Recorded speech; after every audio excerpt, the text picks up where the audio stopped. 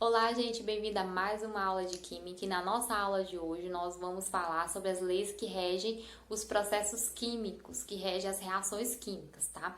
Essas leis, elas vão nos dar uma ideia de quantidade dos compostos envolvidos na reação, tá? A primeira lei que a gente tem é a lei da conservação das massas, que é uma lei proposta por Anthony Laurent Lavoisier, também conhecida como lei de Lavoisier. O que essa lei diz? Essa lei diz que em um sistema fechado, eu tenho que a soma das massas dos reagentes é igual à soma das massas dos produtos, ok? Então, o que eu tenho, as massas dos meus compostos que tenho no início da reação é igual a massa dos meus compostos formados depois da reação, tá? No início da reação eu tenho os reagentes e no final da reação eu tenho os produtos, beleza? Outra coisa, essa lei, ela também é conhecida pela frase que diz assim, que na natureza nada se cria, nada se perde, tudo se transforma, tá? Então a lei da conservação das massas também é conhecida por essa frase. Olha um exemplo. Imagine que você tem aí um composto A reagindo com um composto B e formando um composto C e D.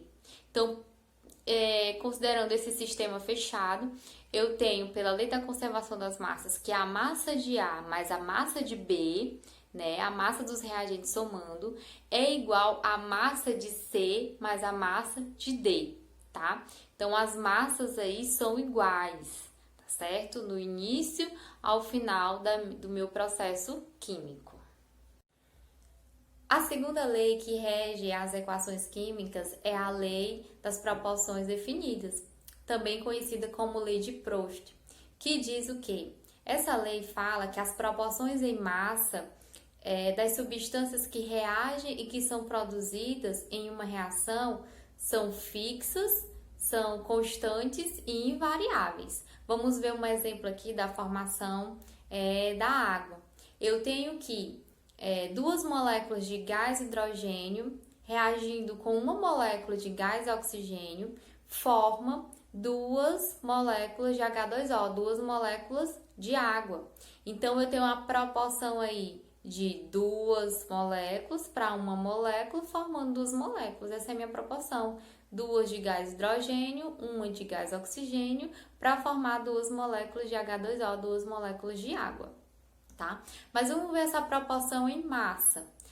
Eu tenho que duas moléculas de gás hidrogênio possuem uma massa de 4 gramas, uma molécula de gás oxigênio, uma massa de 32 gramas, e duas moléculas de H2O possuem uma massa de 36 gramas, tá? Então, se eu duplicar essas massas, se eu duplicar a massa do gás hidrogênio, do gás oxigênio, também vou duplicar aí a massa da água, para que nessa reação aí não tenha excessos de reagente. Então, segue-se uma proporção. Se eu duplico as massas dos reagentes, no final eu vou ter um produto com uma massa também maior, uma massa duplicada. Então, se eu tenho 4 gramas, se eu duplicar, fico com 8 gramas de gás hidrogênio. Do oxigênio, se eu duplicar, eu fico com 64 gramas de gás oxigênio e vou obter como produto uma massa aí da água de 72 gramas. Então, eu segui aí uma proporção, tá? Se eu dividir a massa de 4 gramas por 8 gramas do hidrogênio, do gás hidrogênio, eu tenho aí 0,5. Do gás oxigênio a mesma coisa, 32 gramas dividido por 64 gramas dá 0,5 e 36 gramas por 72 gramas, que é a massa aí da água, eu também vou ter 0,5. Então, observe que eu posso relacionar as massas e nessas relações aí, sempre eu vou ter um mesmo valor, uma constante, que é o que a lei de Proust estabelece, né? Que as massas em uma reação química, elas sempre vão seguir aí uma relação fixa, uma relação constante. Então, essa é a nossa aula de química que temos para essa semana, tá? Estudem, pesquisem, leiam, para vocês ficarem por dentro do tema abordado na aula de hoje.